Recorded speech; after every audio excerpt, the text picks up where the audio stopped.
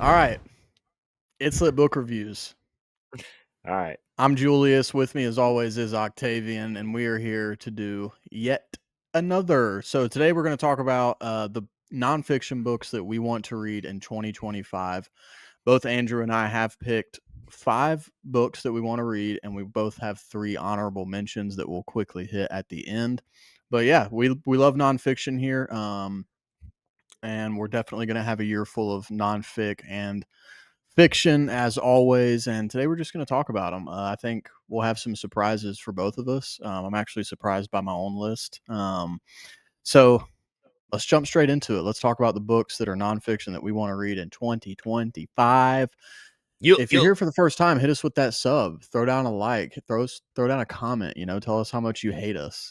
If you just started this video, just leave a comment and then you can stop watching. We don't even care. All right. Engagement. Okay, I'm going to start off with the first nonfiction book that I would like to read in 2025. And it is The Origin of Empire, Rome from the Republic to Hadrian. Now, this is a book by David Stone Potter, and it's the first book in a series. This book was actually a Christmas gift for my brother. Shout out Jordan. He got me this book this year so I could start this series off. This book came out in 2019, and it has a whopping 91 ratings. And it's got a 3.77 overall. So, like... Did you put that in your 5, dude? What a bold call. I want to get into this series so bad, dude. The covers alone of these books are Dude, just share your so screen. sick. I need to know. All right, let me see. How do I even do that? Present. Let's Present and then click your tab. Share screen. Share screen. I mean, dude, you're going to have to just cut this out because I don't even know what I'm doing. Yeah. All right. Nice. So there she is. That one does look sick. Yeah. I mean, I'm hype. Origin of Empire, Rome from the Republic to Hadrian. Obviously, it's a book covering ancient history. This series goes through a lot of ancient history. So I'm on an ancient history kick, and I'm excited to get into this series. Again, not much to say about it. It doesn't have the best ratings in the world by any means. But I feel like you can't really trust that on Goodreads. So I'm just not even going to let that affect what I have going on. Let that slide right off you, brother. Yeah, so that's number 1 for me. All right, number Juan for me. Juan? Number Juan for me is Iron Kingdom. The Rise and Downfall of Prussia, 1600 to 1947. So Christopher Clark, I actually have another book of his called Sleepwalkers, and it's about the assassination of Archduke Franz Ferdinand and the rise to like World War I. And that was what was referenced in shout out Tom Holland and the Rest History podcast. But anyway, in the episodes they like mainly reference that book. And so that was kind of how I found Christopher Clark in this book. And so this is one of those that I bought with you actually when we went and bought Wind and Truth. Oh yeah. Or is that true? No, we didn't. No, I didn't buy Wind and Truth that day. No, it was a different day. Anyway, bought this with you though. Cover's just sick. It's a thick boy, but love that cover. Yeah, I mean, I'm kind of entrenched right now into like Central Europe, and like even going back to medieval times, but especially up till mid 1900s. Just fascinating to me. So anyway, that's my first one. Iron Kingdom, The Rise and Downfall of Prussia, Christopher Clark. Very nice. Yeah, that one looks good. Oops, didn't mean to do that. All right, so number 2 for me is going to be The 30 Years' War, Europe's Tragedy by Peter H. Wilson. Yet again, not the best ratings in the world. It's got under 2,000 ratings with a 3.89. I do not care. This cover is sick. And honestly, it's Lit Book Reviews. That's the only reason we're reading a book is because the cover looks cool. No, but I do want to get into a lot more of just general European history. There's a couple books about Europe and just, again, general broad history of Europe that I want to get into. Peter H. Wilson has 2 books. I think this is actually the second, so I may read his other book in this series first. Yeah. Ken's just popping in to say hello. Or he was. I mean, we love Ken. And then he got scared. Love Ken.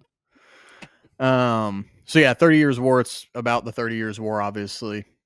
a lot of Europe's history. The other book is The Heart of Europe. So I also want to read that by Peter H. Wilson, but I really want to get into this one because I don't know really anything about the 30 Years' War, and this is a About to get thick boy. It's 997 pages of 997 it. Yeah. pages, so I'm gonna know some stuff about this war. So yeah, I'm hyped to get into this one. That's my number two. Huge. Huge. Huge. Um, all right. I have talked to you about this one before. All right, where is it now? Oh, there it is. So I have read so The Pope at War, The Secret History of Mm, Pius the 12th, Mussolini and Hitler.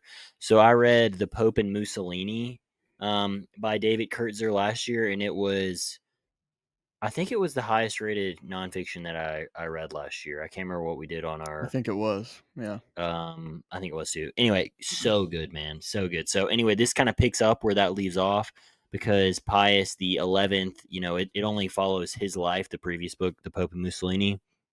So once he dies, like World War II is like just getting hot. So this I'm assuming picks up, and where it leaves off, it really seems like, there's a lot of accusations out there between the Pope and his involvement with the Third Reich. So definitely, me. I'm a Third Reich enthusiast, so they would say. I don't know if we want to uh, say that. yeah, all right. I mean, learning about it, by the way. Yeah. Yeah, my Yeah. elbows stay bent at all times. All right, they're never straight. But We're not pulling anyway, any Elons over here at no, It's a Book Reviews. no, never, never. So Never anyway, was. this book though, it's a little bit shorter. Well, 623, maybe not. I mean, it looks shorter on my on my bookshelf than some others, but the other book read so quickly. It was similar to an Eric Larson vibe. Mm, And I think, like I'd said before, hopefully this is kind of the same. It feels kind of like almost like an investigative work where you're finding out like secrets that you're not supposed to know. So mhm. anyway, that one, dude, I like that. I might read this one. Depending on what you read next, this one is most likely my next one, like my next Nice. nonfiction this year. Sweet. Well, I look forward to hearing about it, man. Okay, so we're on to number three. Number three for me is going to be Oof. Rick Atkinson's An Army at Rick! Dawn, The War in North Africa, 1942 to 1943. This is the first book in the World War II Liberation Trilogy. He won a Pulitzer Prize for this book. It's followed up by The Day of Battle and The Guns at Last Light. So he goes over the entire war, but this is just, as it says in the title, mostly focusing on the African front during World War II.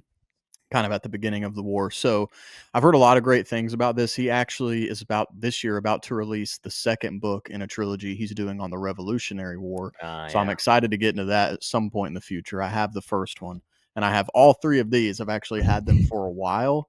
And anytime I've thought about reading it, I just pick something else. But I am going to get started on this trilogy this year. And again, I've heard nothing but great things. I know you've got copies of this trilogy as well. It's a bit of a thickie. It's about 680 pages of just the first third of World War II. So it's definitely got a lot of information, but I've kind of been out of my World War II bag for the last year. Yeah, Like I me too. haven't read a lot at all. And I know I'm going to have a lot of ancient history this year, so I want to make sure I get some World War II stuff done as well. So yeah, I've heard nothing but great things about Atkinson and his books. Really looking forward to An Army at Dawn, and that is number three for me. Number three. All right. Well, this next one, dude, is thick for Let's me, go. man. And hey, this will be my first biography on this list, at least. Do you have a guess on what it is? Is it What's your a? heart tell you? I mean, my heart tells me that it's Hitler, and it is Adolf And nonetheless in it's Hitler. Hitler. So anyway, I've had this Ian Oh, Ian Kershaw Kershaw, man, biography. great author. Dude, I have had this one. So the one I have too is this specific one, which combines. I guess there's two, but it combines them both. Mm, Um, okay, nice. so Oh yeah, I anyway, bet it it's a does. It's thousand 1,100 seventy two. pages. Yeah. God. So anyway, I've gotten a lot of my information on Hitler from the rise and fall of the Third Reich, and so I'm interested in. And obviously, that was written in like mean, 1965. So because Yeah. Shire was literally there in Germany. So I'm curious to see, a little bit further on. I mean, this was still written before 2000, which I didn't even realize that. Um, Hmm. Yeah. but anyway, I've never read any of Kershaw's stuff, but I've heard obviously great things about him. But this is Yeah. seen, at least from what I've looked at, as like the highest rated, um, like all encompassing, like just specifically Hitler biography. So Yeah. it's been on my shelf for so long, dude, and it's like one of the biggest books on my shelf. So it's like I need to just go ahead Yeah. and check this guy off. And explain for perhaps the uninitiated why, as history lovers, we often like reading about horrible, evil people. Break that down for us. Dude, I think part of it is you want to understand and be like, all right, what there's a rationale here that like we can Right. not like agree with, but it's like, all right, yeah, now that makes sense. But I mean, a lot of these guys just do not make sense. And like even to their No. like loyal followers, they're just usually just great leaders. Like I mean, they obviously have great skills. Like I mean, as far Hmm. as when you look at, I mean, I guess it's like kind of a wild statement, but as far as like elite leaders, I mean, Hitler was an elite leader, but it's just obviously his rhetoric and like his Yeah. beliefs were brutal when you look at them Right. for what they were. But as far as like, you need somebody to get the boys hype, I mean, he's Adolf's up gonna get the there. boys hype. So, but Yeah. no, yeah, for me, it's just how could someone do such things? And then also, like, I mean, just Hitler in general is so fascinating just because he got away with so much before people were Right. like, all right, maybe we should stop this guy. But then he already had some serious momentum. So, it's more just how did it happen? And of course, like we all know with history, there's so many little things where it's like, oh my gosh, like Hitler almost was never even who he Right. was. So there's so many little things. If one little thing would have been different, who Right. knows like what would have happened. Um, Yeah. but I like Germany in general too, especially like I've gotten a lot more interested in the causes of World War I because like when you really look at it, when Mm. you start reading about World War II, it's like, oh wait, I'm starting at like chapter 15 essentially. Right. When you You have to start at know the World beginning War of World War One. II. Right. Exactly, especially with Germany. And so anyway, it's Hitler's definitely the perfect storm guy. But yeah, for me, it's just these totalitarian guys are so fascinating, mainly too, because we don't really learn a lot about them in American schooling systems. They're like a paragraph, like Hitler bad, Right. Hitler Right. Holocaust, Stalin bad, Right. that kind of stuff. But it's like, all right.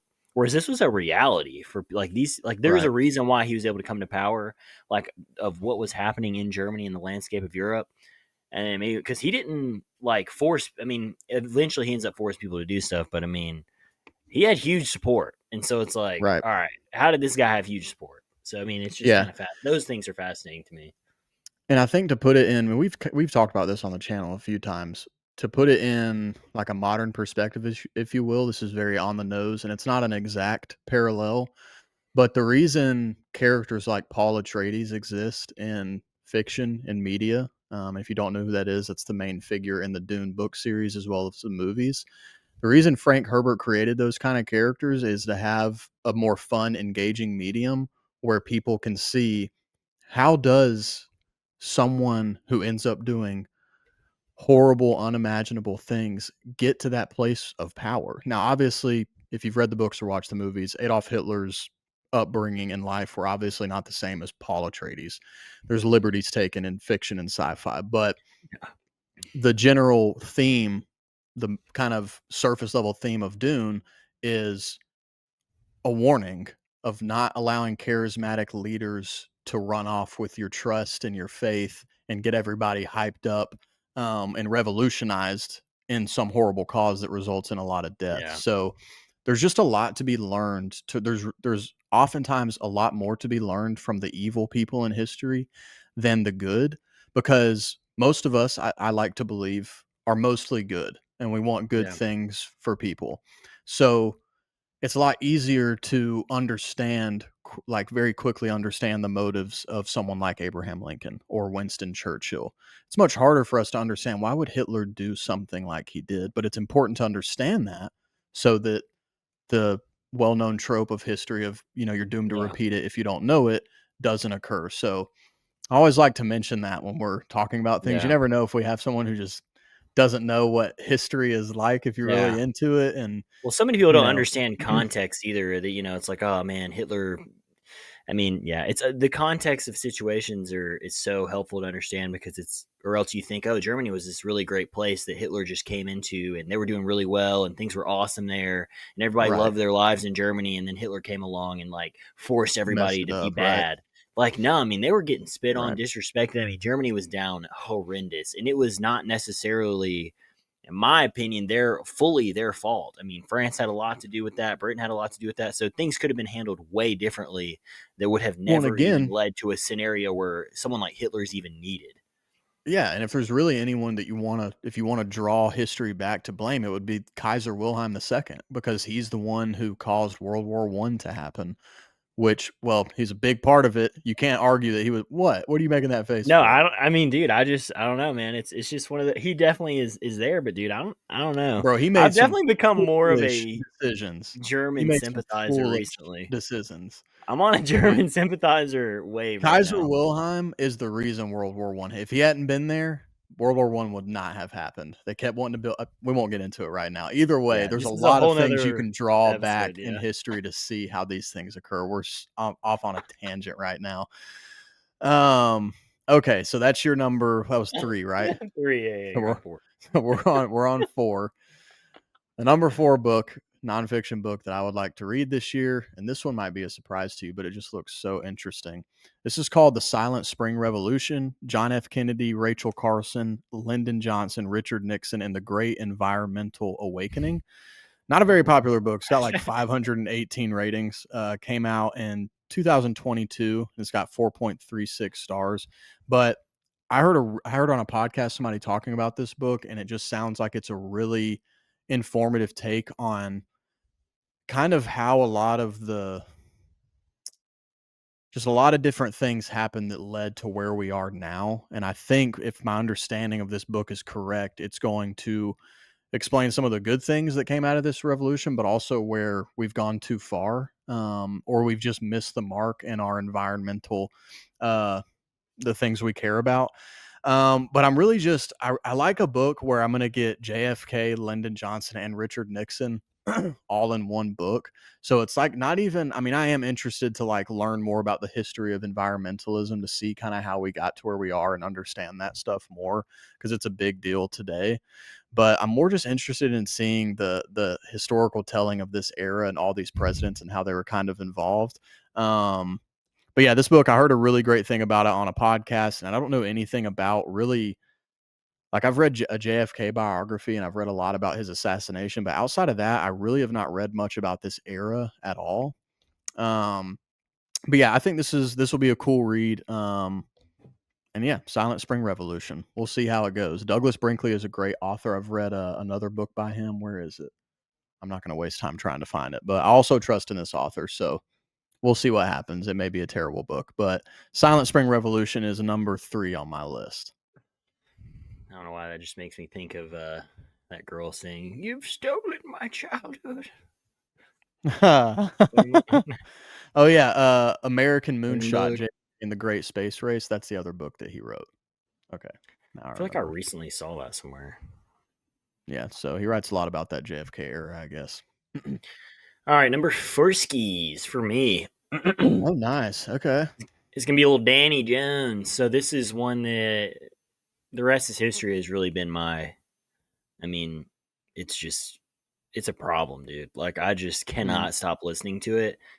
But anyway, this is one of the. So I mean, my TBR has just been growing because they just reference all the books that they're citing, and then they'll like say which books are good and not. And it's like, all right, anything Tom Holland's like, yeah, this guy's great. I'm like, okay, yeah. I mean, that's all I need to hear. yeah, that's all you So need to know. anyway, I've kind of come into some more fascination too. We're both kind of in that Middle Ages, medieval era, like a Renaissance of Mhm, like reading about that. Yours is a little more ancient, but I think you're kind of diving into some of this era too. But mhm. anyway, Henry V and the astonishing triumph of England's greatest warrior king. Dude, I took a class in college, like in my last couple of years. It was an upper level history course on the history of England, and I remember it being like so fascinating. And dude, I can't remember it. I just remember it being like, oh my gosh, like I don't remember, like I've never learned about any of this. And Mm. anyway, so it's like this is kind of that resparking again of like, all right, I need to know more about the Middle Ages in Yeah. England, which leads to the founding of America eventually. So Mhm. um, this is going to be one of my first journeys outwards into that. I mean, I've heard nothing but great things about Dan Jones from Tom Holland and just some other like things I've seen. And then this book seemingly has some solid reviews. It's not one of those super long books either. Um, but they keep talking about Henry V as like one of these hugely influential Yeah. um, historical figures. So it's like, all right, let's do it. Let's And get this will be into it. their biography that I can rip this year. Yeah, I'm gonna read that one with you as well. I have another book by Dan Jones that I've never read, Is it the The Crusades one? Crusaders. Yeah, Oh, The Crusaders. Yeah, I have that. So, and I've heard that's a really good book too. So I'll definitely be reading Henry V with you. heck yeah. All right, cool. Number 4 on the list for me. Now, this is a book I have heard. I mean, dude, Five. I have ever since. Oh yeah, we're on 5. Ever since I've gotten really into reading, especially nonfiction, I have been hearing about this book, and it is The Power Broker by Robert Moses. Uh, Mm, I'm sorry, The Power Broker by Robert A. Caro, Robert Moses and the Fall of New York. One of the most acclaimed books of our time, winner of both the Pulitzer Prize and the Francis Parkman Prizes, The Power Broker tells the hidden story behind the shaping and misshaping of 20th century New York, city and state, and makes public what few have known that Robert Moses was, for almost half a century, the single most powerful man of our time in New York, the shaper not only of the city's politics, but of its physical structure and the problems of urban decline that plague us today. I just look, I am 1,200 not. pages. It's a huge book. It's probably the heaviest book I own. It is unnecessarily heavy. I don't know what kind of paper they use, but it is so heavy. Like, dude, I swear it's twice the weight of Wind and Truth. It's ridiculous. And it's a paperback too. But I've just constantly seen this book on Reddit and other like podcasts. It's just always referred to as one of the greatest just nonfiction books. And I think that probably has a lot to do with the writing, I would assume. Robert A. Caro, the author of this book, is also well known for his 4-part series on Lyndon B. Johnson, his whole life.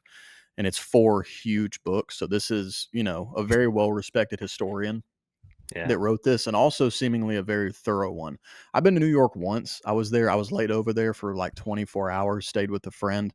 I don't care about New York specifically or anything, but I just cannot stop hearing about how great this book is. So I'm going to get 4.5 into is it, dude. solid anytime you see Yeah, someone dude, over 4.5. 4.5 That with means it's really good. 25,000 ratings came out in 74. 1974. So, it's got some age to it. So and I kinda like doing that every now and then. I feel like I read a lot of books that are more modern, like, written this century. So, Yeah. it's nice to go back to a book that has a little more age to it, and it stood the test of time. It is still referred to as one of the all-time great nonfiction books. So, The Power Broker by Robert A. Caro is number 5 for me. Huge. Huge. Huge. All right. I got another biography. This is number 5 for me. And this one, dude, I've been wanting to read or really been needing to read for a long time, and I just haven't. Um, and this is Peter the Great, his What a life cover. and world. Yes, sir. So I have read. This is part of. I don't. Oh, I'm pretty sure Massey. it's Okay, part of a yeah. series. So one of the first books that ever really got me back into reading in general, but also into nonfiction, is his biography on Nicholas and Alexandria. And so, anyway, this is a part of that same series. He does one on Catherine the Great, Peter the Great, and then Nicholas and Alexandria. So, anyway, great reviews. I have like 3 copies of this book. I have like the first ever Hey, let edition. me I get have one. like 30th year edition. I mean, I've got too many of them, bro. I do need to give you one of them. But anyway, so I don't. Again, this is someone that I've like read and referencing, but I don't know really anything about um, Peter the Great. So Yeah, kind of going back a little bit to, I mean, he's a little bit past like the Middle Ages, being in the 17th and 18th century, but um, anyway, he's kind of within reach of these bigger figures and laying the right. groundwork for the Romanov dynasty, I believe. That could be wrong, but anyway, I think it at least kind of will give me some stepstones to further understand, where they were at. Yeah. But anyway, I have so many of his books. Another book that didn't make this list or the other like recommendation or the what's the word for it? Honorable mentions is Dreadnought. Dude, I've had like Mm, three old guys, I know like about Dreadnought. history vets. They're like, oh, dude, Hmm. these are guys who've been loving history for 50 years. Have told me to read Dreadnought, and I have that as well. Um, so Love that one that. maybe get read too. But this one is like my highest Robert K. Massey like priority this year, and a little Russian action, getting back I into like it. Russia. I like it. Okay, cool. I guess then we'll just do our honorable mentions next. I'll just do all three in a row real quick here. Do it, And then you can do the same. do it, Let's do it. see here. So I'm just going to pull this whole window up this time. All right, cool. So first on my honorable mentions is the first book in a series by Susan Wise Bauer, The History of the Ancient World from the Earliest Accounts to the Fall of Rome. The next two books cover the medieval era and then the Renaissance era. So I'd like to read all three of those books this year, but I'm definitely going to read this. I actually might read this next. It's also kind of a thick boy, right under 900 pages, 6,000 ratings, 4.11. It's got a good rating with not a ton of reviews, but I've just seen these books a lot, and I read the intro to this book just for funsies a few weeks ago. And dude, I am so excited to get into it. There were just a few things in the intro where I was like, oh, this is my kind of writing, my kind of history delivery. I'm really excited to read Susan Weisbauer and her whole series. So History of the Ancient World. Next up for me is The Last King of America, The Misunderstood Reign of George III by Andrew Roberts. Andrew and I both read another Andrew Roberts book back in, I guess it was a year or two ago now, Napoleon, biography on Napoleon Bonaparte. This is on King George III, who, if you don't know, was the king during the Revolutionary War for America. So he's often considered the king that lost America. I've not read a ton about him. In the book I read by Barbara Tuchman at the beginning of this year, she talks about the British side of the Revolutionary War. So she gets a little bit into George III, and he seems like a very, very interesting figure to read about. Like there's the question of if the guy was even sane or if there was other stuff going on. Like there's just a lot that seems very interesting to learn about this powerful figure. So excited Yeah, to get have into you seen that, and then the Hamilton? last I You still haven't seen haven't seen Hamilton, have you? Hamilton, man. No. Dude, like I my still one of need my to see favorite it. songs from Hamilton is a song that it's King George singing to the American colonies called "You'll Be Back." Or is it called "You'll Be Back"? Anyway, dude, it's so funny. It's so good. Anyway, so Yeah, I whenever I still think need of to George watch that, III, man. dude, it's good. I mean, dude, I still need to it's watch you Hamilton. would appreciate it. I know, I just hate musicals, but I know I would. I know I would. So okay, the final honorable mention for me is going to be The Devil's Chessboard, Alan Dulles, The CIA and the Rise of America's Secret Government by David Talbot. This book's been around since 2015. This is another one that I've heard a lot about. Like I said previously in this episode, I've read a bit about the JFK assassination and some of the conspiracies around the CIA. I've also read some other things that touch on just a lot of the very sketchy and not good things that the CIA was involved in, especially in the 60s. And that's what a lot of this covers. So I'm excited to read about this. This is actually what my dad says is really good. It's one of his favorite books on this era and this subject. So I'm excited to get into The Devil's Chessboard. And I just want to say now that I'm wrapping out my books that I want to read for 2025, just so I can cover and you still know that I am who I am. There are a lot of presidential biographies that I plan to read this year, but we covered those in another video that's on our channel now. That's why Yeah, there are no presidential biographies on my list. So, yeah, you gave me 6 for that. It was like gave you what? 3. You gave like 6 that you were looking at reading this year Yeah, in towards the the end of that video yeah. in the presidential biographies recommendations. So check that out if you haven't seen it. What are your honorable mentions, Mr. Lutch?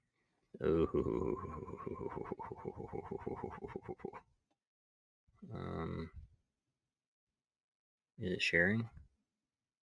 Oh, there we go. Yep. Oh, look into the portal of life.